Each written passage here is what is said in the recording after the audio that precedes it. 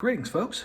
Before us is the Eluktronics HYDROC 16G2, and this video is to showcase how to access the memory and storage for those of you that bought a bare bones solution or just wish to upgrade. This guide is for you. So, the screws on the bottom of this unit, there are 10 in total. 1, 2, 3, 4, 5, 6, 7, 8, 9, 10. You want a number 0 screwdriver. It is very small. The screws themselves are in 2 different sizes. These 2 are long, these 2 are long, and these 2, 3, 4, 5, 6 are much shorter. Please do not put the long screws where the short screws go, or you're going to damage your laptop.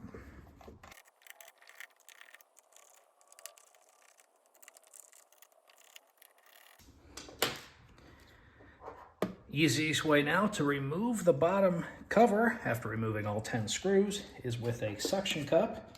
I'm going to place my thumbnail on this little ledge here and pull it off just like so. This little moisture mark is a thermal pad. It'll be on the other side here. Very rarely it will come off and be stuck to this, but most of the time it will be on the bottom cover.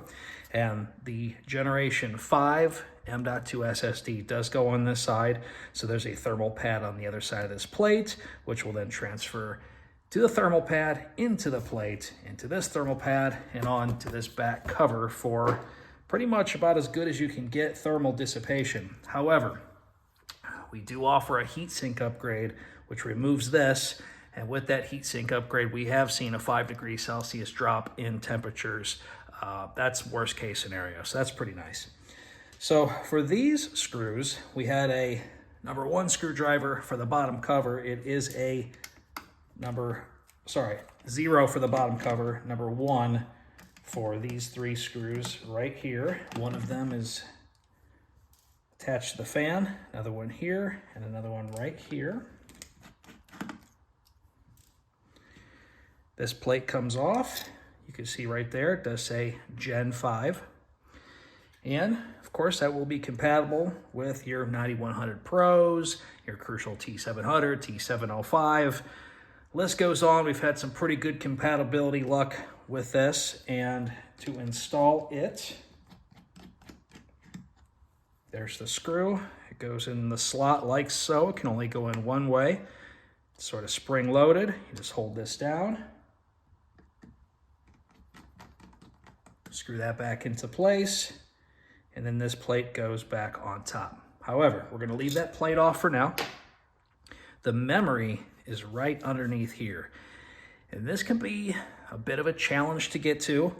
I have, with enough practice, been able to just kind of take my fingers here and lift up just a little bit, but they are inside of these little silver wedges all across, and it sits flush down. So you don't want to just lift up on this at an angle. I want to keep it low, but just get a hold of it a little bit. Get my finger in here. With a little bit of wiggle room, you can take this off very easily.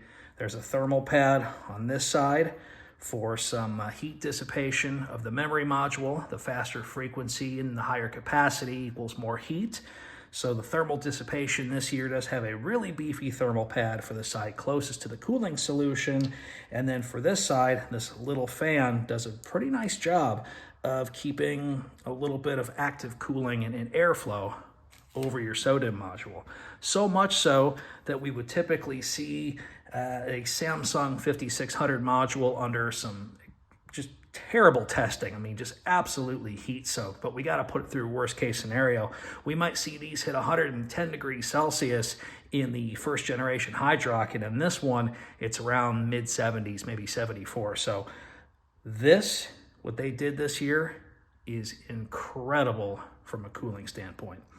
There's 2 SODIMM modules, DDR5 You have to respect the slots, so this one would go this way, goes in on an angle, satisfying click into place. And to remove it, these little metal tabs push outward, it springs up, and then it slides out. And for this side, same thing, you gotta respect the slot here. If we try to put it in this way, it will not line up. It'll be pretty easy to see that when you are in front of the device. Goes in at an angle, clicks down like so. Pretty simple. Memory compatibility, we've had some pretty good luck with 64 gigabyte modules. That's 128 gigabyte in total. We do have a lot of special memory, so feel free to configure it on our site as you see fit. Very proud of this year's memory solutions as well as last year. So the 96 gig kit, we have some CSO DIMMs, a lot of great memory options this year. And underneath will be the Gen 4 PCIe NVMe. And we're going to unscrew that with the #1 size screwdriver. There's a screw here. One by the fan. And one right here. Lift up like so. There's a little bit of a thermal pad there. Gen 4 drives won't run quite as hot, but there is some nice heat dissipation there. So for those that are thinking about using something like this, we did feature this for the Generation 1 HYDROC, and we could actually get this WD black heatsink to fit. Now it will fit on this side fully installed, but I want you to note something. The distance between the edge of this and the edge of the laptop is almost 2 fingers versus this side, it's only 1. That means a taller heatsink will not fit in the Generation 5 slot because it'll be too close to the edge and the cover will not close all the way. You can get it to close, but it will bend around it. Please do not do that. It is not worth the little bit taller heatsink. If you're gonna run a tall heatsink like this, which is gonna be around 6 millimeters, you can go on the Gen 4 side. The Generation 5 solution should be safely limited to around a 3 millimeter solution. We have seen some of the Samsung heat-synced, pre-heat synced NVMe solutions do fit on this side. Just be very careful, a little bit of trial and error, but if you respect 3 millimeters on the Gen 5, 6 millimeters on the Gen 4, and then you would just forego these plates, and you can do that and it will fit. Otherwise, once everything is installed, put this single unit in here. This plate needs to carefully get put back into place, gently push down. Now that is in position. This plate goes back on here. This plate back on here. Screw everything down, install the bottom cover, and that is it.